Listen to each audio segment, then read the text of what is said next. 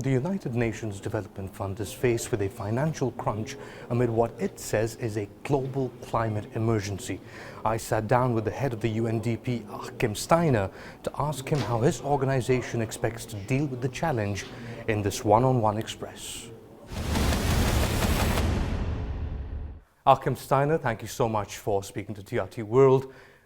Would it be fair to say the United Nations in general and the UNDP in particular is facing a financial crisis?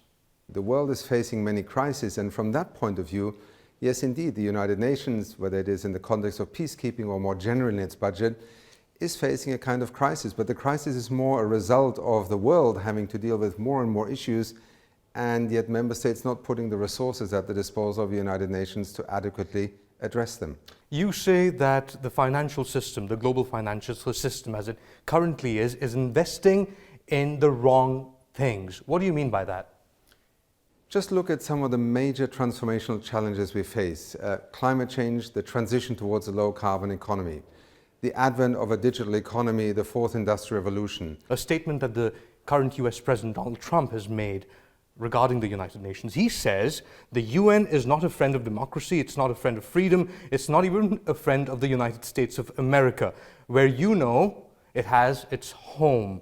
That's the view of Donald Trump, and it ties in somewhat to the aid that the US is giving as well. For example, 22% to the entire United Nations. 11% of your funding for the UNDP comes from the US. There's a disconnect there, isn't it? Well, again, and maybe one can discuss this in another context, US funding to the United Nations Development Program has actually been maintained at the level that it has been for the last 4 or 5 years. Partly because the United States sees very clearly the practical relevance of the work of UNDP, whether it is in Iraq stabilization, whether it is in crisis context where we help to reduce the risk of conflict, basically leading to a collapse of the state. But let me also say, it is the United States that is a founding member of the United Nations. It is the United Nations that had the Universal Declaration on Human Rights. It is UNDP that, on average, every week somewhere around the world is helping a country conduct elections that allow democratic expression to occur. We work on the rule of law. So I think the criticisms are not justifiable in terms of the actual work we do. Does the United Nations, do institutions such as UNDP have to continuously ask themselves, how can we do our work better?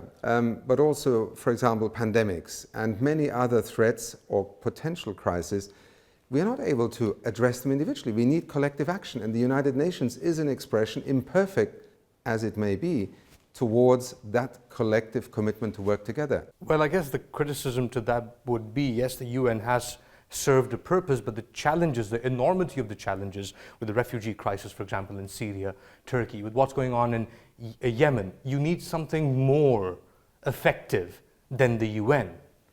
Well, that's easily said. Let me challenge any country at the moment to perform more than the United Nations is doing. The World Food Programme at the moment provides food support to over 92 million people.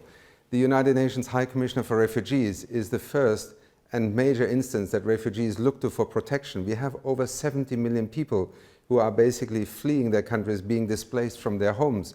Where do they turn in international law to be protected? These are the fundamental platforms on which the United Nations enables countries to work together. But if countries are not willing to work together, if countries are not willing to invest, it is a little bit short thought to then blame the United Nations for not having delivered a miracle. Let me go back to the fundamental presumption that by having a United Nations, we have nations united. This is one of the perhaps mistakes that people made. The reason why we have established a United Nations is that there is disunity, that there will be competing interests, and it is better for the world to transact those in the limelight of a Security Council that can be followed publicly, the General Assembly. Secondly, the UN has 3 major functions: peacekeeping, keeping the peace. Secondly, humanitarian responses. Thirdly, development. Seamlessly, whether it is in Iraq, whether it is in Yemen, in Libya today, we are working in part from a development point of view to address the drivers of conflict earlier, even though, yes, we currently often fail. And secondly, in the crisis or after a conflict, much more rapidly help societies to recover.